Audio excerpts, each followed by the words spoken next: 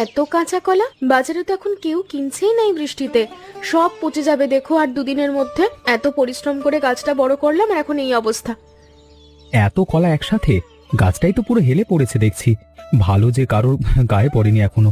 এই বৃষ্টিতে এই গাছটাও তো আর সোজা হবে না মনে হচ্ছে, একেবারে মাটির কাছাকাছি নিয়ে পড়েছে। এখন এই কলাগুলো নিয়ে কি করব বুঝতেও তো পারছি না, ফেলে দিতেও মায়া লাগছে। এত ভালো কলা এভাবে নষ্ট হয়ে যাবে ভাবতেই কষ্ট লাগে আমার। কিছু না হয় তরকারি করো, বাকিটা দিয়ে কি করা যায় ভাবো একটু। নষ্ট করবার তো কোনো মানে নেই এত ভালো এই কলাগুলো। তাই তো ভাবছি, কিন্তু 40টা কলা দিয়ে শুধু তরকারি বানালে তো একই খাবার বারবার খেতে হয় সবাইকে। অন্য কিছু ভাবতে হবে আমাকে। ধীরে ধীরে ভেবো, তাড়াহুড়ো করবার তো কিছু নেই। কলাগুলো তো এখনই পচবে না, কয়েকদিন সময় আছে হাতে। ঠিক বলেছো, রান্নাঘরে গিয়ে একটু দেখি আগে কি কি মশলা হাতের কাছে আছে, তারপর ভাবা যাবে কি করা যায়। আমিও তোমার সাথে চলি, কলাগুলো তুলে নিয়ে যেতে সাহায্য করি। একা একা এতগুলো বহন করা কঠিন হবে তোমার পক্ষে। ধন্যবাদ, দুজনে মিলে করলে তাড়াতাড়ি হয়ে যাবে। চলো তাহলে ভেতরে যাই এখনই। ঠিক আছে, তুমি ঝুড়িটা ধরো, আমি একটা একটা করে তুলে দিচ্ছি এখনই। হ্যাঁ ঠিক আছে, দুজনে মিলে করলে তাড়াতাড়ি সব হয়ে যাবে। এই বৃষ্টিতে যত দ্রুত সম্ভব শেষ করা যায় ততই ভালো। কাঁচা কলা দিয়ে কি হবে আবার? শুধু তরকারি আর ভাজা, এর বেশি তো কিছু হয় না এই কলা দিয়ে। এটাই তো চিরকালের নিয়ম। মা, এত কলা তরকারি করলে তো 1 মাস একই খাবার খেতে হবে। লোকজন বিরক্ত হয়ে যাবে এভাবে চললে। নতুন কিছু বানাতে হবে এবার। একটু ভিন্ন চেষ্টা তো করতেই পারি আমি। নতুন আবার কি? আমি ভাবছি কাঁচা কলার কোপ্তা রান্না করার কথা, চলুন চেষ্টা করে দেখি। কাঁচা কলা দিয়ে কোপ্তা? এমন কথা তো আমি জীবনেও শুনিনি। কে বানায় এমন জিনিস শুনি? এই বয়সে এসে নতুন কিছু শেখার দরকার নেই আমার। তবু তুই চাইলে চেষ্টা করে দেখতে পারিস। একবার চেষ্টা করে তো দেখতে চাই মা। যদি না হয় তাহলে তরকারি বানাবো বাকিটা দিয়ে। আপনার কথাই তখন শুনবো। ঠিক আছে, চেষ্টা করে দেখো, কিন্তু আমার মনে হয় না এই কলা দিয়ে নতুন কিছু ভালো হবে সহজে। তবু তোমার ইচ্ছা। ধন্যবাদ মা, একবার চেষ্টা তো করতে দিন। যদি না হয় তাহলে বাকিটা দিয়ে তরকারি বানাবো আপনার কথা মতো।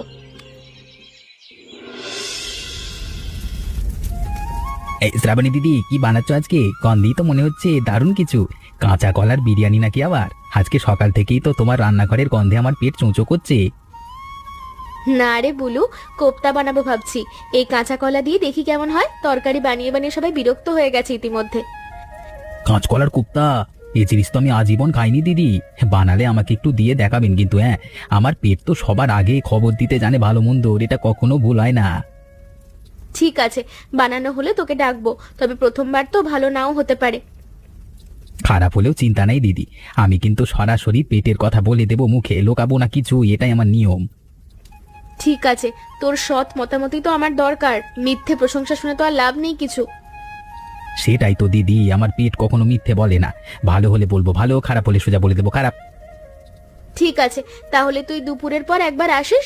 ততক্ষণে হয়তো প্রথম ব্যাচটা তৈরি হয়ে যাবে আমার। আসবো দিদি, চিন্তা করো না, আমি ঠিক সময় হাজির হয়ে যাব। আমার পেট ঘড়ির মতো সময় মেপে চলে সব সময়।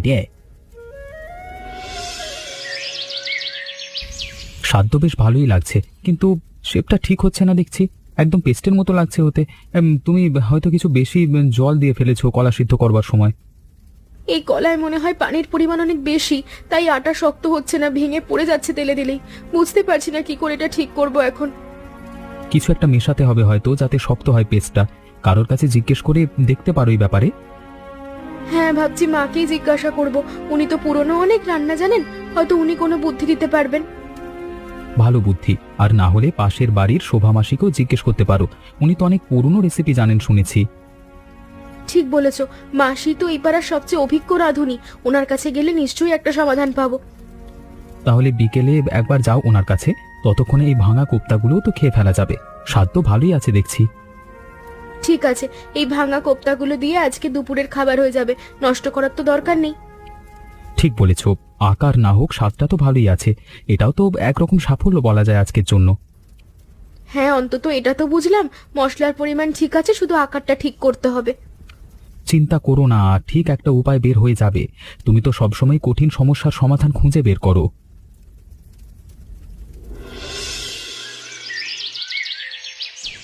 কি হয়েছে বৌমা? আমি তো তোর কোপ্তা ভাজার গন্ধ পেয়েছি অনেকক্ষণ আগে, কিন্তু মুখ দেখে মনে হচ্ছে কিছু ঠিক হয়নি। বলতো আমাকে কি হচ্ছে? মাসি, প্রথম চেষ্টাটা একদম ভেস্তে গেল। কোপ্তাগুলো তেলে দিতেই ভেঙে গুঁড়ো হয়ে গেল। বিক্রম সাহায্য করার চেষ্টা করেছিল, কিন্তু আমরা দুজনেই বুঝতে পারিনি কোথায় ভুল হচ্ছে। আরে এত দুঃখ পাওয়ার কি আছে? নতুন কাজে প্রথমবার সব ঠিক হয়ে গেলে তার মজাই থাকে না। আমার মা ঠিক এমনই কাঁচা কলার কোপ্তা বানাতেন, একটা কৌশল ছিল তার। কি কৌশল মাসি, আমাকে বলুন না প্লিজ, খুব দরকার আমার এখন, আমি বানাতে চাই, আমি সব শুনতে প্রস্তুত।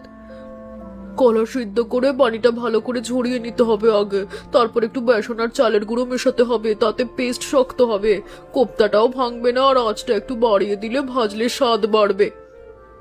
ধন্যবাদ মাসি, আজই আবার চেষ্টা করব আপনার এই কৌশল দিয়ে। দেখি এবার কেমন হয় সবকিছু মিলিয়ে। যা চেষ্টা করার মনে রাখিস, রান্না জিনিসটা একবারে শেখা যায় না, বারবার করলেই ধীরে ধীরে হাত পাকে। ঠিক বলেছেন মাসি, আপনার কথাগুলো মনে রাখবো। চলুন একটু ভেতরে আসুন, চা খেয়ে যান আমার সাথে। না বৌমা, যাই, তুই তো এখন রান্নায় ব্যস্ত হয়ে যাবি, আরেকদিন এসে চা খাবো তোর সাথে বসে। ঠিক আছে মাসি, তাহলে পরে একদিন সময় করে আসবেন, আপনার সাথে আরো গল্প করতে ভালো লাগে আমার। আসবো রে বৌমা, তোর হাতের এই নতুন কোপ্তাও তো চেখে দেখতে হবে একদিন, দেখি কেমন হয় শেষমেশ। অবশ্যই মাসি, তৈরি হলে সবার আগে আপনাকে ডাকবো। আপনার মতামত তো সবচেয়ে গুরুত্বপূর্ণ আমার কাছে। ঠিক আছে, ভাঙছে না এবার, এটাই ঠিক, কিন্তু স্বাদটা যেন সাধারণ কোপ্তার মতো লাগছে, বিশেষ কিছু নেই এতে। আকার ঠিক হলেই তো সব হয়ে যায় না, স্বাদটাও মনে রাখার মতো হওয়া চাই। হ্যাঁ মা, আরেকটা তো ঠিক হয়েছে, কিন্তু স্বাদে কিছু একটা যোগ করতে হবে, যাতে একটা সবার মনে থাকে। শোভা মাসির কৌশলটা কাজ করেছে ঠিকই, কিন্তু কিছু একটা যেন এখনো বাকি রয়ে গেছে। ভেবে দেখো কি মেশানো যায়, শুধু আকার ঠিক থাকলেই তো হবে না, স্বাদও তো আসল কথা এখানে, এটা মাথায় রাখিস সবসময়।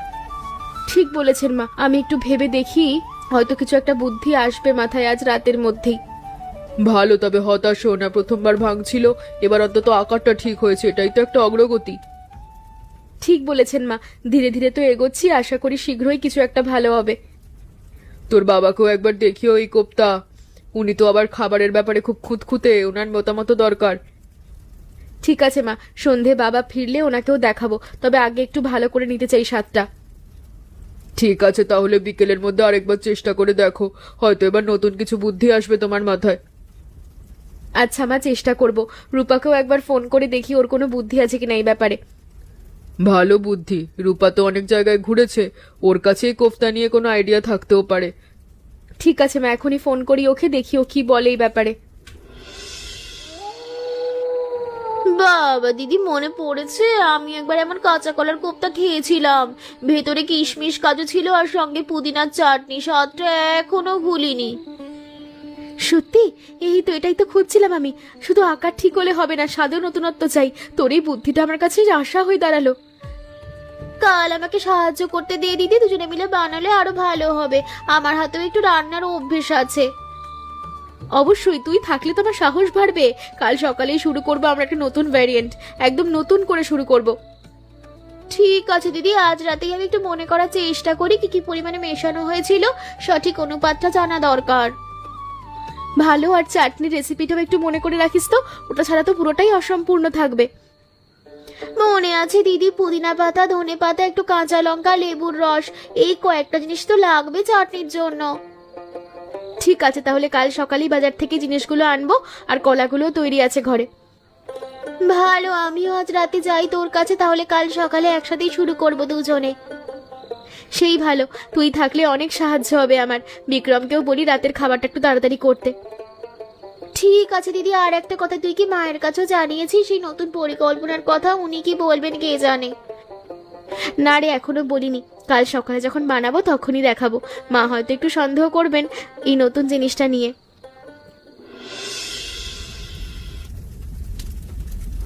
এবার তেলে দেওয়ার আগে একটু বেশি করে হাতে চেপে আকার দিস, নইলে কিশমিশের জন্য আবার ভেঙে যেতে পারে। শুভা মাসির কথাটা মনে রাখিস। ঠিক আছে, সাবধানেই করছি। দেখি এবার তেলে দিলে কি হয়, মন বলছে ভালো কিছু হবে। এই কিশমিশ কাজুর গন্ধটাই তো আলাদা একটা আশা জাগাচ্ছে মনে। দিদি, এবার কি বিরিয়ানি বানালেন নাকি সত্যি? হ্যাঁ, গন্ধ তো একদম মশলা মাখানো মনে হচ্ছে। হ্যাঁ, পুরো মোমো করছে এই গন্ধে, আমি তো নাক টেনেই চলে এলাম এখানে। না রে বুলু, এটাই সেই কোপ্তা, তবে এবার নতুন কিছু মিশিয়েছি। একটু অপেক্ষা কর, তুইও পাবি একটা। বুলুদা তো ঠিক গন্ধেই টের পেয়ে যায়। আপনার নাক তো একদম কুকুরের মতো তীক্ষ্ণ, কিছুই লুকোনো যায় না আপনার কাছ থেকে। হ্যাঁ, সেটাই তো আমার সবচেয়ে বড় গুণ দিদি। ভালো রান্নার গন্ধ পেলে আমি 1 মাইল দূর থেকেও টের পেয়ে যাই সহজে। ঠিক আছে বুলু, শুধু একটু অপেক্ষা কর, প্রথম পরিবারের সবাইকে দেখাই, তারপর তোর জন্য একটা থাকবে প্লেটে। ঠিক আছে দিদি, আমি বাইরে বসছি ততক্ষণ। এই গন্ধে অপেক্ষা করাও তো একটা শাস্তি আমার জন্য, তবু মেনে নিচ্ছি। বাবা বুলুদা এমন করে বলছেন যেন সত্যি খুব কষ্ট হচ্ছে, শুনে এখানে দাঁড়িয়ে থাকতে হবে না। ধন্যবাদ রূপা দিদি, দাঁড়িয়ে থাকা সত্যিই কষ্টের। বস বুলু, চা করছি তোদের জন্য, ততক্ষণে কোপ্তাগুলো হয়ে যাবে। ধন্যবাদ দিদি, তবে চায়ের চেয়ে কোপ্তার প্রতি আমার আগ্রহ বেশি। আর দেরি হলে তো আমার পেট আরো অস্থির হয়ে যাবে। এই যে দেখো, তোমার এই কথায় বুলুদা একদম সঠিক কথা বলেছে, ওর পেটের কথা এখন শুনতেই হবে।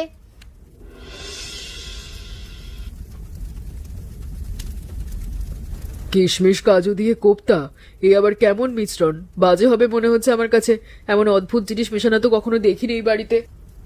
মা একবার চেখে দেখুন না প্লিজ, তারপর না হয় বলবেন কেমন লাগলো। আমি জানি আপনি সন্দেহ করছেন, কিন্তু একবার চেষ্টা তো করে দেখুন। এ তো আমার বড় ঠাকুমার হাতের স্বাদ। তিনি ঠিক এই কোপ্তাই বানাতেন, কিন্তু আমি কখনো জানতাম না কি দিয়ে বানাতেন উনি এটা। এতদিন এই রহস্যটাই অজানা ছিল আমার কাছে। সত্যি মা, আমার তো বিশ্বাসই হচ্ছে না। আপনার মুখে এই কথা শুনে আমার তো চোখে একেবারে জল চলে আসছে। তুই যে এই রেসিপিটা খুঁজে বের করলি ভাবতেই পারছি না। এতদিন এই স্বাদটা পুরো হারিয়ে গিয়েছিল। মা, এটা রূপা বলেছে আর সুবাবাসীর ট্রিক, আর আপনার নির্দেশনে আজ এটা সম্ভব হয়েছে। এটা আমার কৃতিত্ব নয়। তোদের সবার এই মিলিত চেষ্টাই তো আজ এই স্বাদটা ফিরিয়ে আনলো। আমি সত্যিই গর্বিত তোর উপর শ্রাবণী। ধন্যবাদ মা, আপনার এই কথাটা আমার কাছে সবচেয়ে বড় প্রাপ্তি। এতদিনের পরিশ্রমটা তাহলে সার্থক হয়েছে মনে হচ্ছে। আর একটা কোপ্তা দে তো, প্রথমটা খেয়েই মন ভরেনি, আরো একবার পুরনো স্বাদটা অনুভব করতে চাই। এই নিন মা, আপনি যত খুশি খান, আমি তো আরো বানিয়েছি সবার জন্য। সত্যিই বলছি শ্রাবণী, এত বছর সংসার করেও এমন স্বাদ আমি ভুলে গিয়েছিলাম। আজ সেই ছোটবেলায় ফিরে গেলাম। মা, আপনার এই কথা শুনে আমার সব পরিশ্রম সার্থক মনে হচ্ছে। এর চেয়ে বড় পুরস্কার আর কি হতে পারে? সত্যিই বলছি শ্রাবণী, তুই যে আমার শৈশবের স্বাদ ফিরিয়ে দিলি, এর জন্য তোকে আমি কিভাবে ধন্যবাদ দেবো বুঝতে পারছি না। মা, আপনার এই খুশিটাই তো আমার কাছে সবচেয়ে বড় ধন্যবাদ। আমি আর কিচ্ছু চাই না। শ্রাবণী, তুমি প্রমাণ করলে যে পুরনো জিনিসকেও নতুন করে সাজানো যায়। এই কোপ্তায় আছে আধুনিকতার ছোঁয়া কিশমিশ কাজুতে, আবার ঐতিহ্যও আছে এই পুদিনা চাটনিতে। দুটোর মিশ্রণটাই তো সবচেয়ে বেশি চমৎকার লাগছে আমার কাছে। ধন্যবাদ বাবা, আপনার এই কথাটা শুনে আমার খুব ভালো লাগছে। আপনার মুখে এমন প্রশংসা শোনা সত্যি বিরল একটা ব্যাপার। আমার স্ত্রী তো রাঁধুনি নয় বাবা, একদম শিল্পী হয়ে গেছে দেখছি। নতুন নতুন জিনিস আবিষ্কার করে ফেলে সহজেই। ঠিক বলেছ বিক্রম, নতুন প্রজন্মের বুদ্ধি আর পুরনো অভিজ্ঞতা যখন এক হয়, তখনই এমন সুন্দর কিছু তৈরি হয়। এটাই তো জীবনের আসল শিক্ষা আমাদের সবার জন্য। বাবা, আপনার এই কথাটা আমার মনে থাকবে সব সময়। রান্নাটা শুধু খাবার নয়, এটা শিক্ষাও হয়ে গেল আমার কাছে আজ। ঠিক বলেছ, আমারও তো মনে হচ্ছে আজকের দিনটা আমাদের সবার জন্যই বিশেষ কিছু। এই কোপ্তার গল্প অনেক দিন মনে থাকবে সবার। ঠিক তাই, একটা সাধারণ কাঁচা কলা থেকে এত সুন্দর একটা গল্প তৈরি হলো, এটাই তো জীবনের আসল শিক্ষা।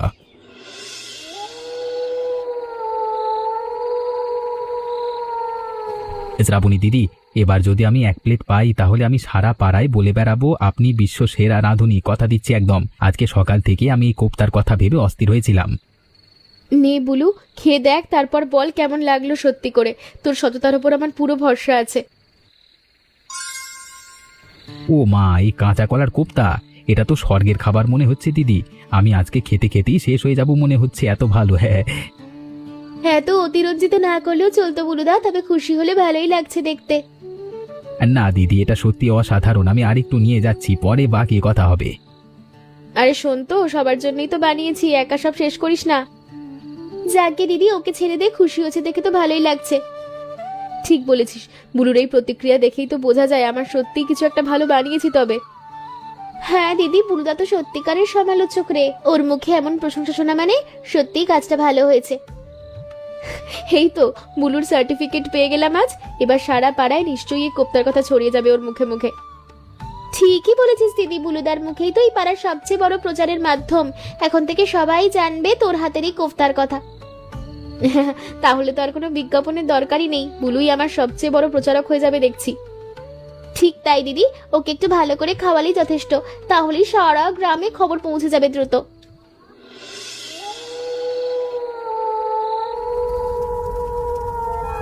বৌমা, তুই তো আমার মায়ের রেসিপিকে আরো সমৃদ্ধ করে দিলি। কিশমিশ কাজু দিয়ে যে এত সুন্দর হয়, এই বয়সে এসে তার সুযোগ পেলাম শেখার তোর কাছ থেকে। আপনার এই ট্রিকটা না পেলে কোপ্তাই তৈরি হতো না মাসি। আপনি তো আসল কারিগরের পেছনে, সবকিছু শুরু তো আপনার কথা থেকেই। তুই যদি চাস এই রেসিপি আমার সব আত্মীয় স্বজনকে জানাবো। এমন ভালো জিনিস তো লুকিয়ে রাখা ঠিক না। মাসি, আপনি তো আরো অনেক কিছু জানেন রান্নার। আপনার কাছে আমি ছাত্রী মাত্র, আপনার আশীর্বাদ পেলে আমারও খুব ভালো লাগবে। একদিন তুই আমার চেয়েও ভালো রাঁধুনি হয়ে যাবি বৌমা, দেখে নিস আমার কথা আমি ভুলি না কখনো। মাসি, আপনার মতো এত বছরের অভিজ্ঞতা অনেক সময় লাগবে আমার, তবে চেষ্টা করব আপনার শেখানো পথে এগোনোর। যে গাছ ছোট থেকে যত্ন পায় সেই যে বড় হয়ে ফল দেয় সবচেয়ে ভালো। তোর মধ্যেও সেই ফলের বীজ আছে বৌমা, আমি তা স্পষ্ট দেখতে পাচ্ছি। শ্রাবণী, আমার 30 বছরের রান্নার অভিজ্ঞতায় কাঁচা কলার কোপ্তা এত সুন্দর কখনো দেখিনি। তুই আমার বড় ঠাকুমার স্বাদ ফিরিয়ে এনেছিস আজ। এই স্বাদ যেন কোনোদিন হারিয়ে না যায় আমাদের এই বাড়ি থেকে। এই বর্ষার নতুন ঐতিহ্য হতে পারে আমাদের বাড়ির। বর্ষার কাঁচা কলার কোপ্তা নামই থেকে যাক এটা। প্রতি বছর এই সময়ে আমরা এটা বানাবো একসাথে। দিদি, এবার তুই একটা ডায়েরি বানা, শ্রাবণীর রান্নাঘর নামে। তোর সব নতুন রেসিপি লিখে রাখবি তাতে। হ্যাঁ, আমি তো এখন এই কোপ্তা খেতে রোজ এই বাড়িতে আসবো দিদি। বাড়ি বানানোর দরকার নেই, এখানেই থেকে যাব। আয় বুলু, তোর মতো ভোজন রসিক একজন থাকলে রান্নার আনন্দই বেড়ে যায়। তোকে তো নিমন্ত্রণ থাকবেই সব সময়। ঠিক বলেছেন উমা, বুলুর এই আগ্রহী তো আমাদের প্রেরণা দেয় নতুন কিছু বানাতে। ওর মতো সৎ সমালোচকও কম আছে এই গ্রামে। দিদি, এই কোপ্তার গল্পটা আসলে শুধু রান্নার গল্প না, এটা একটা পরিবারের সবাই মিলে কিছু একটা সৃষ্টি করার গল্প। ঠিক বলেছিস রূপা, তোদের সবার ভালোবাসার সাহায্য না পেলে এই কোফতা কখনোই এত সুন্দর হতো না। ঠিক বলেছেন উমা, এই বৃষ্টিটাই আমাদের এমন সুন্দর একটা উপহার দিয়ে দিল। ভাবতেই ভালো লাগছে আজকের এই মুহূর্তটা। আর এই বৃষ্টির জন্যই তো আমি এমন অসাধারণ কোপ্তা খেতে পেলাম আজকে। বৃষ্টিকে ধন্যবাদ জানাতে হবে সবার আগে।